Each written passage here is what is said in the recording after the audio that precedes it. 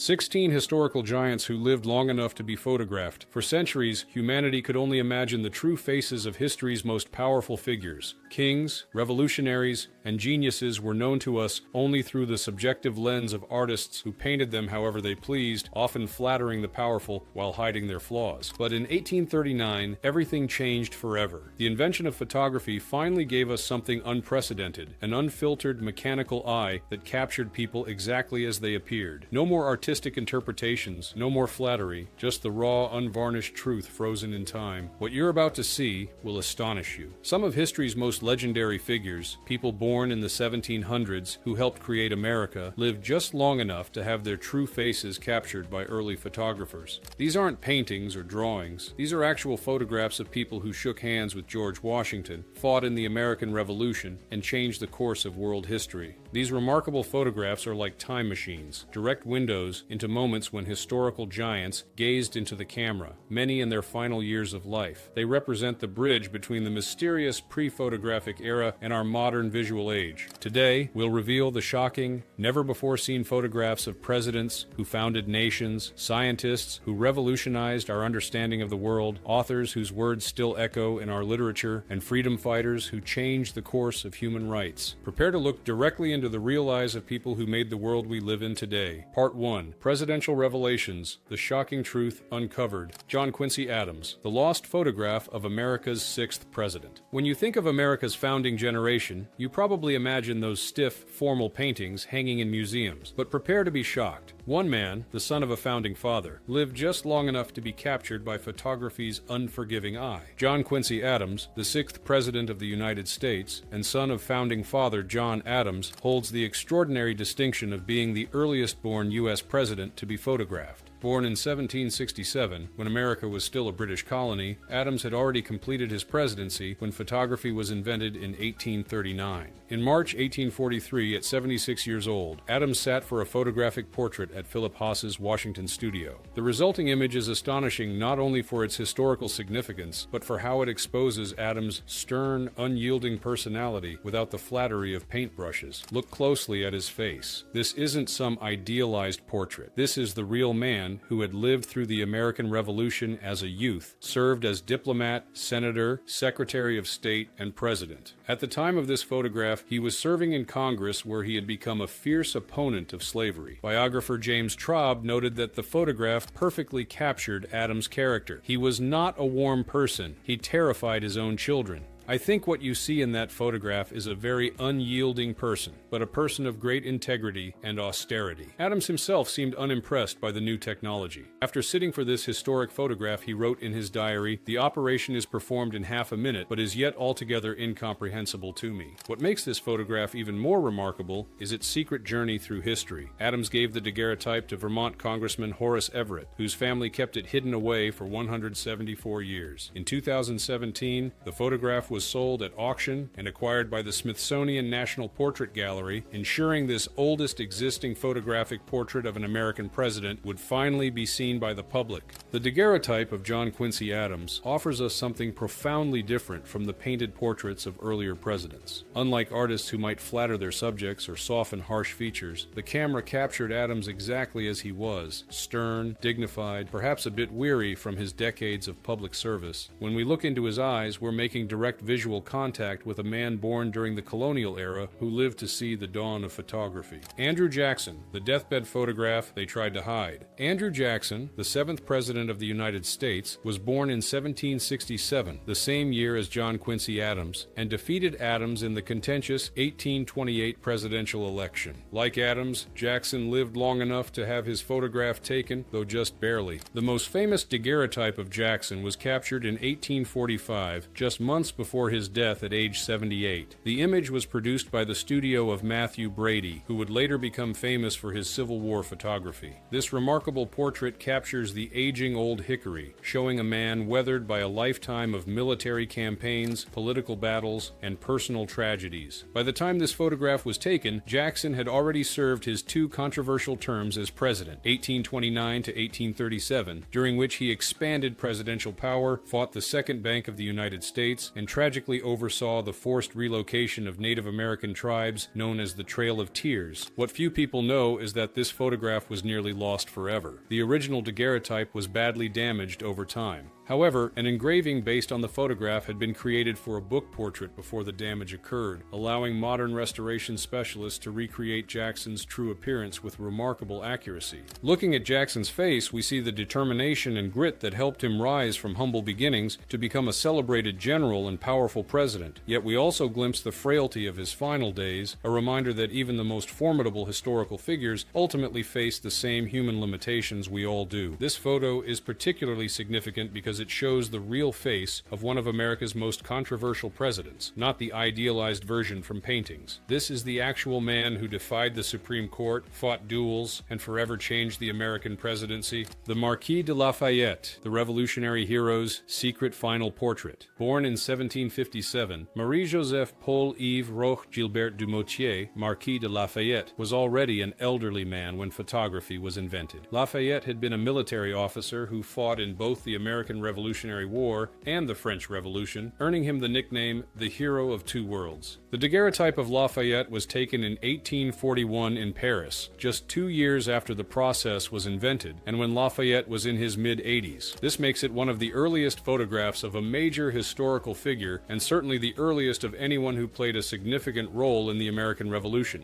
Few Americans realize that a photograph exists of a man who personally knew George Washington. Lafayette's life spanned remarkable changes in both American and French history. He had been a close friend of George Washington, Thomas Jefferson, and Alexander Hamilton. He helped draft the Declaration of the Rights of Man and of the Citizen during the early French Revolution. By the time this photograph was taken, Lafayette had witnessed the American Revolution, the French Revolution, the rise and fall of Napoleon, and the restoration of the French monarchy. Looking at Lafayette's aged face in this daguerreotype, we're seeing a direct connection to the founding era of the United States. A man who personally knew and fought alongside Washington, who attended Jefferson's dinners, and who helped birth two nations. This isn't just a photograph, it's a time portal to the American Revolution. Part 2. Royal Figures and World Leaders. Queen Victoria, The Royal Secrets. The paintings hid. Unlike the elderly statesmen we've discussed so far, Queen Victoria was just 20 years old when photography was invented in 1839. Her 63-year reign,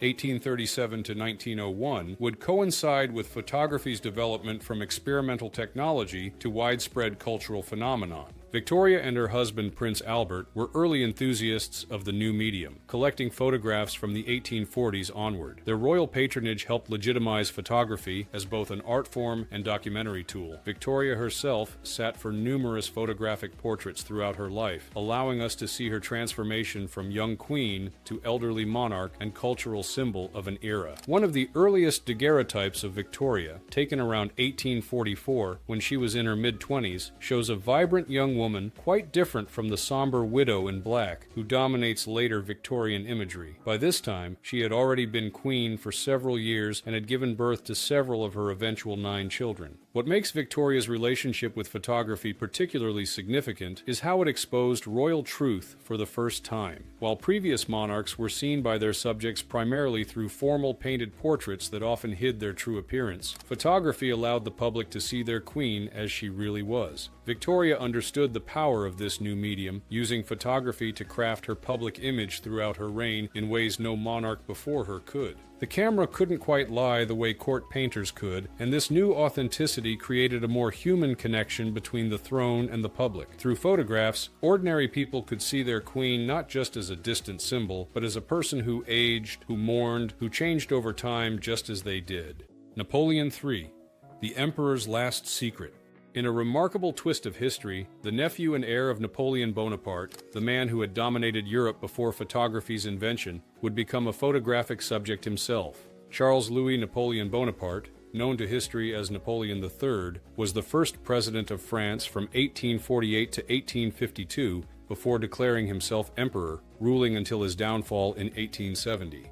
The most poignant photographs of Napoleon III come from his final years in exile in England, particularly one taken in 1872, about 6 months before his death. In this image, we see the fallen emperor wearing formal attire with military decorations, still projecting imperial dignity despite his diminished circumstances.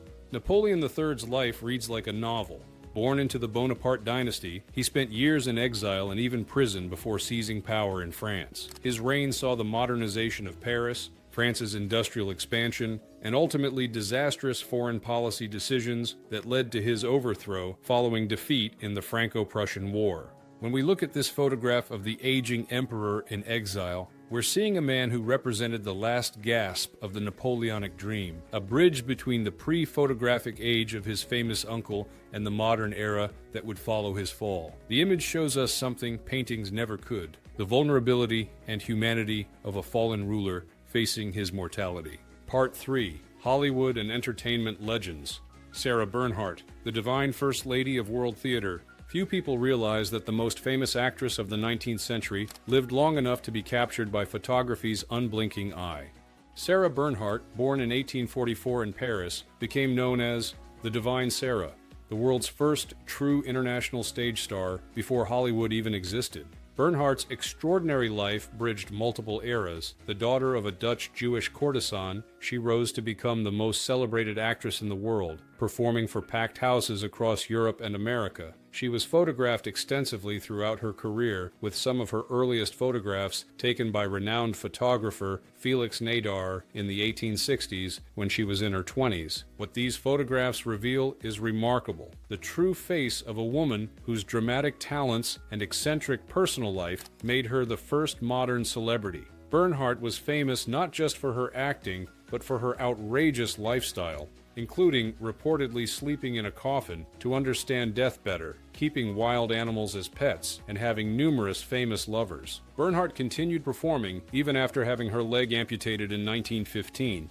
becoming perhaps the first major disabled performer to continue her career at the highest level. She was also among the first major stage actors to appear in films, starring in early silent features, creating a bridge between classical theater and the emerging film industry. When we look at photographs of Sarah Bernhardt, we're seeing the actual face of a woman who revolutionized acting, who moved audiences to tears across continents, and who established the template for celebrity culture that Hollywood would later adopt. Her image connects us directly to the birth of modern entertainment.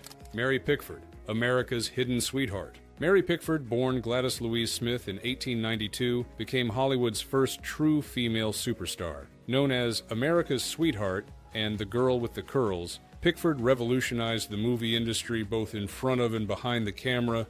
What many people don't know is that Pickford wasn't just an actress, she was one of Hollywood's most powerful business figures. In 1919, she co-founded United Artists with Charlie Chaplin, D.W. Griffith, and her future husband Douglas Fairbanks, becoming one of the first women to own and run a major film studio. The photographs of Pickford throughout her career reveal something remarkable: the transformation of a young woman from humble beginnings into one of the most recognized and powerful people in the world. By 1916, Pickford had become Hollywood's first millionaire actress, with unprecedented creative control over her films. What's particularly fascinating about Pickford's story is that while millions knew her face, few knew her business acumen.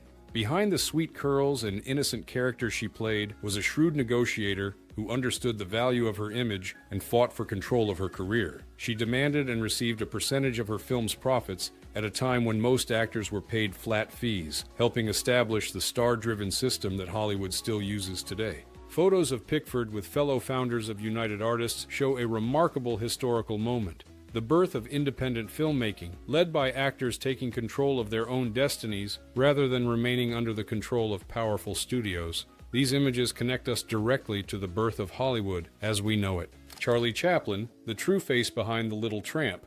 Charlie Chaplin, born in London in 1889, became the most recognized person in the world during the silent film era. While his Little Tramp character with the bowler hat, mustache, and cane is universally recognized, the real man behind the character remained much less familiar to audiences. The earliest photographs of Chaplin date to his teenage years in British music halls, showing a handsome young performer far different from his famous screen persona.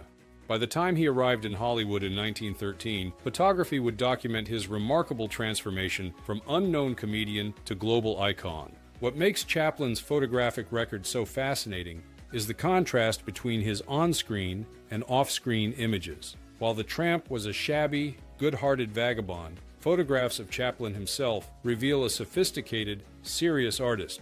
In private photographs, we see a thoughtful director, a meticulous perfectionist who would shoot hundreds of takes to get a scene right, and eventually, a controversial political figure whose liberal views would lead to his exile from America. Chaplin's life spanned from the Victorian era to the 1970s, and his photographs document an extraordinary journey. From poverty-stricken childhood in London to becoming one of Hollywood's wealthiest and most powerful figures, Chaplin's real face, not the made-up one millions knew from films, connects us to a pivotal figure who helped transform entertainment from simple amusement to artistic expression. When we look at photographs of the real Charlie Chaplin, particularly those showing him directing his films or in private moments, we're seeing the actual face of cinematic genius, a man whose influence on film, comedy, and global popular culture cannot be overstated.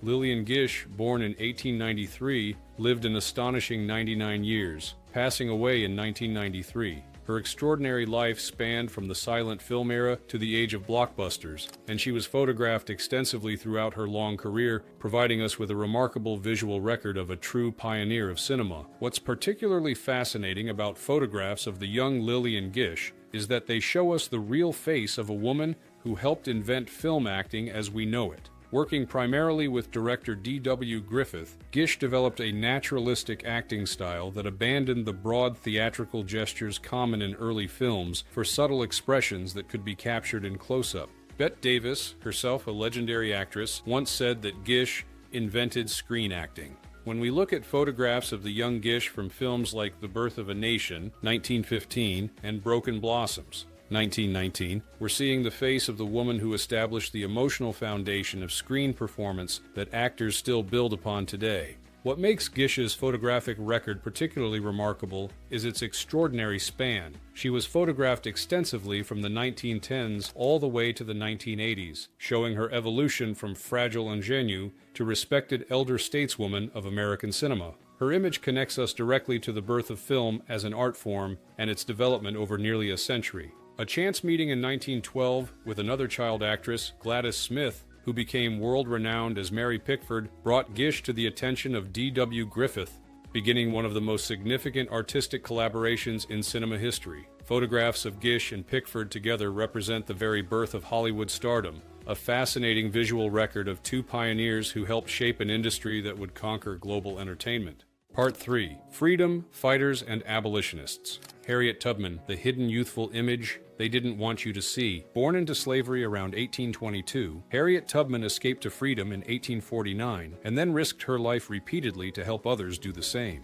As a conductor on the Underground Railroad, she led approximately 70 enslaved people to freedom, earning the nickname Moses for her leadership. For many years, the only photographs we had of Tubman showed her in her later years, typically as an elderly woman. These images, while powerful, made it difficult to envision the younger, more vigorous Tubman, who had conducted dangerous rescue missions in slave territory. That changed in 2017, when a previously unknown photograph of Tubman from about 1868 to 1869 was discovered in an album that had belonged to Emily Howland, a Quaker schoolteacher and abolitionist. This remarkable image shows Tubman in her mid-40s, seated in a chair wearing a stylish dress with lace cuffs. Museum director Lonnie Bunch noted the significance of this discovery. All of us had only seen images of her at the end of her life. She seemed frail, but then when you see this picture of her, probably in her early 40s, there's a stylishness about her. This younger image helps us better understand the woman who defied tremendous dangers to fight slavery. Taken just after the Civil War, the photograph shows Tubman during a period when she was transitioning from her work on the Underground Railroad to other forms of activism, including the women's suffrage movement. Looking at this photograph, we see not just a historical icon, but a real woman with determination in her eyes. The same determination that had guided her through hostile territory time and again to lead others to freedom. This is the actual face of one of America's greatest heroes, not as we imagined her, but as she truly was. Sojourner Truth, the revolutionary marketing genius. Born into slavery around 1797 as Isabella Baumfree, Sojourner Truth escaped to freedom in 1826 with her infant daughter. She later became a powerful advocate for abolition, women's rights, and social justice, delivering her famous "Ain't I a Woman" speech at the 1851 Women's Rights Convention in Akron, Ohio. Truth understood the power of the photographic image in advancing her cause. Starting in the 1860s, she regularly sat for portrait photographs, which were reproduced as carte de visite, small photographic calling cards that she sold at her speaking engagements. She would sign these cards, "I sell the shadow to support the substance," referring to the photograph as her shadow and her activism as the substance. This strategic use of her own image was revolutionary. In an era when photography was still relatively new, Truth harnessed the medium's power to advance her message of equality. By selling her photographs, she not only supported herself financially, but also ensured that her image, showing her dignity, strength, and humanity, circulated widely, challenging racist stereotypes. The surviving photographs of Truth show a woman of remarkable presence. Typically portrayed seated, wearing simple but dignified clothing, Truth gazes directly at the camera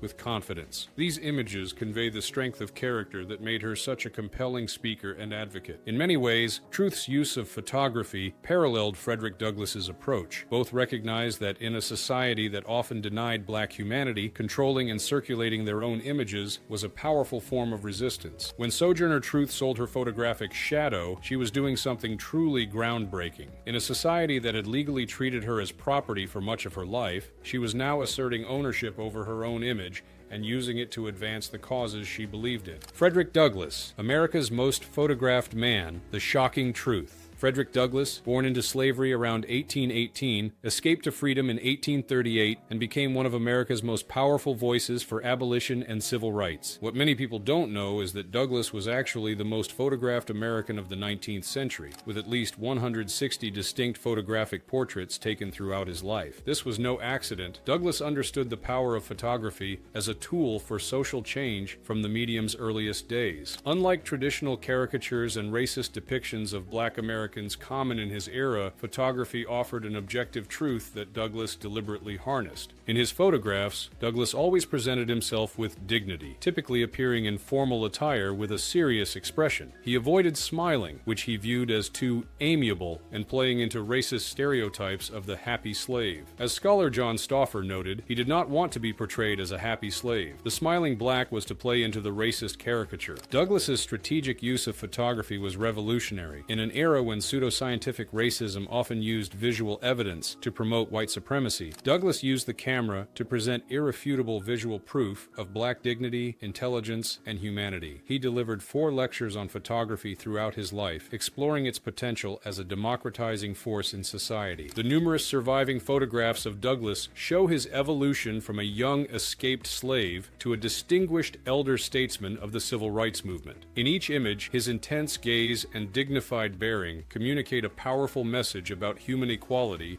that transcends words. When we look at Frederick Douglass's photographs, we're seeing more than just historical portraits. We're witnessing a deliberate act of resistance against the racist ideologies of his time. Douglass understood that in a society obsessed with visual categorization, controlling his own image was a political act. His photographs are not just documentation of what he looked like, they're visual arguments for human dignity and equality. Part 4. Scientists and Innovators. Charles Darwin, the evolution of a scientific icon. Charles Darwin, born in 1809, published his revolutionary On the Origin of Species in 1859, forever changing our understanding of life on Earth. Darwin lived through the development of photography, and fortunately for us, he was photographed numerous times throughout his life. The earliest photographic image of Darwin is a daguerreotype taken on August 23, 1842, when he was 33 years old. This remarkable image shows Darwin seated with his eldest son, William Erasmus Darwin, who was nearly 3 years old at the time. The photograph was taken by Antoine Claudet, a prominent early photographer who had studios in London. This early portrait predates Darwin's most famous work by nearly 2 decades, capturing him as a young naturalist still developing the theories that would eventually revolutionize biology. At this point,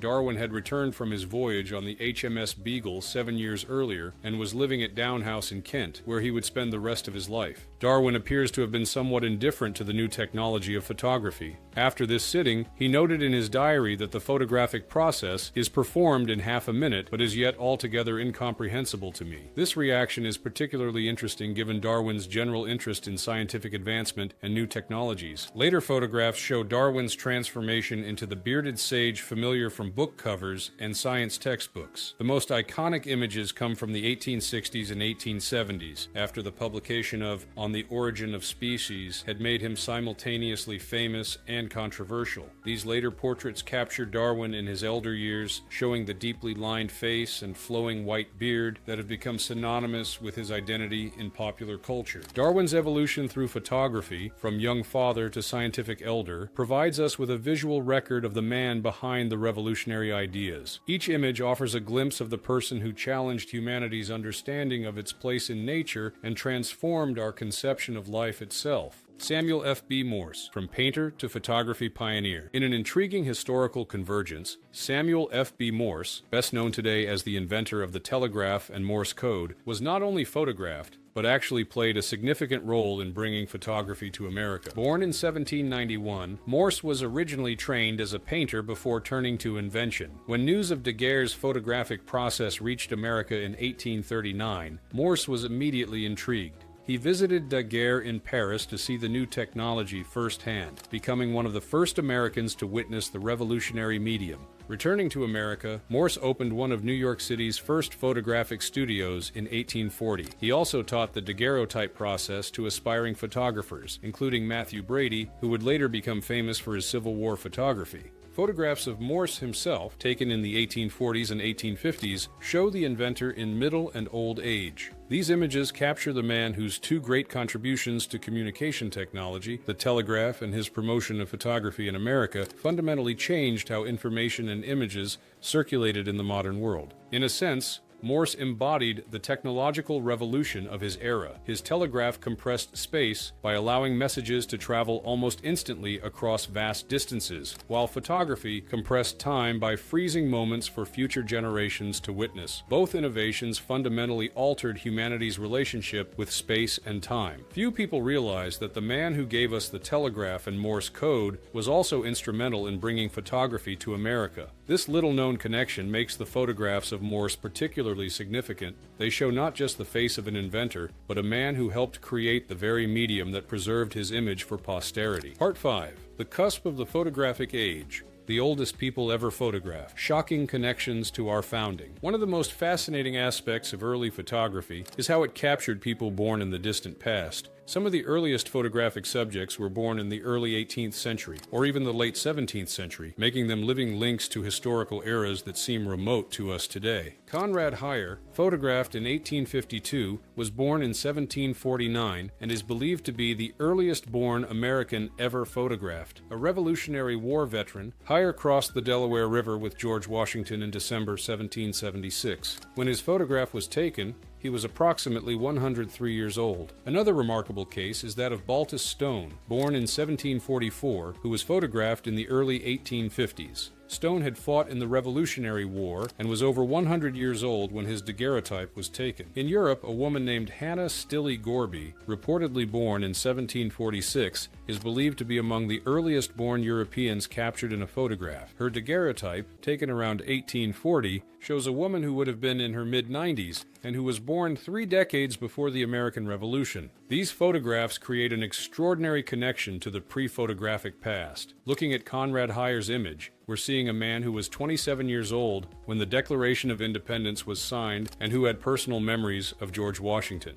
Such photographs stretch our connection to history in remarkable ways, allowing us to look directly into the eyes of people born nearly 3 centuries ago. The photographs of these centenarians are particularly poignant because they capture people who lived most of their lives in an era when no one's appearance could be precisely recorded. Born in a world of painted portraits and written descriptions, they lived just long enough to have their actual faces preserved for posterity. When we look at Conrad Heyer's weathered face, we're not just seeing a very old man, we're seeing someone whose early memories were formed in a colonial America that we can otherwise only imagine through artwork and written accounts. The first generation born into the photographic age. While much of our focus has been on historical figures who lived long enough to be photographed near the end of their lives, another fascinating aspect of early photography is how it captured the first generation born into a world where photography existed. Children born in the 1840s would be the first generation to grow up with photography as a reality, albeit an expensive and still developing technology.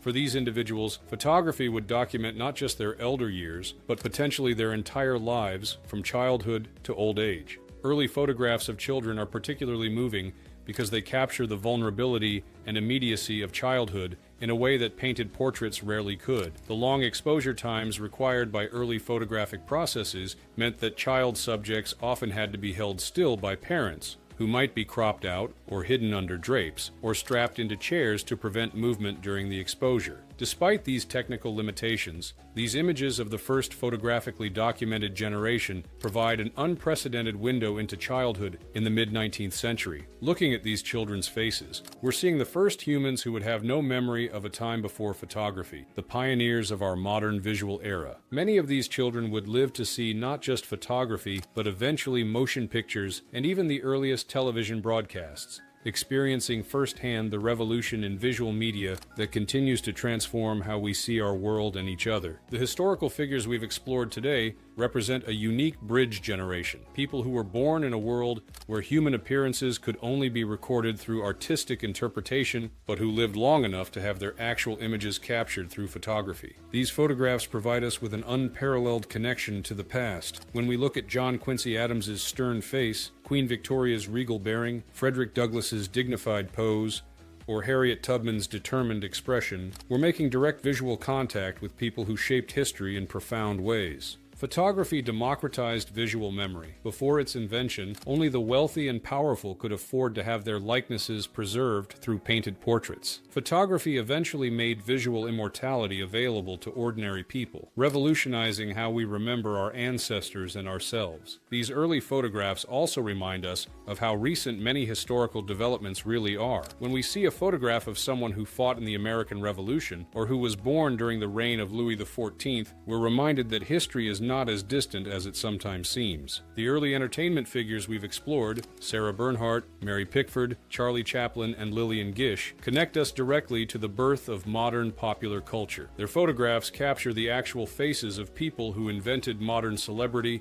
built Hollywood from nothing, and established performance traditions that continue to this day. The political figures, Adams, Jackson, Lafayette, Queen Victoria, and Napoleon III, show us the real faces of power during a pivotal era of global transformation. These aren't idealized portraits commissioned to flatter, but unvarnished documents of people who wielded enormous influence. The social reformers, Douglass, Truth, and Tubman, used photography not just as documentation, but as a revolutionary tool for social change, understanding the power of controlling their own image in an era that tried to deny their humanity. Finally, these images help us recognize the humanity of historical figures who might otherwise remain abstract in our imagination. The camera captures not just their appearance, but hints of their personality, the set of their mouth, the look in their eyes, the way they hold themselves. These details connect us to them as fellow humans across the span of time. As we close our exploration of historical figures who lived long enough to be photographed, take a moment to appreciate the remarkable technology that allows us to look directly into the eyes of people born centuries ago, and the unique historical circumstances that made these visual time capsules possible. In a very real sense, these photographs collapse time, bringing the past into our present in ways that preceding generations could only have dreamed of.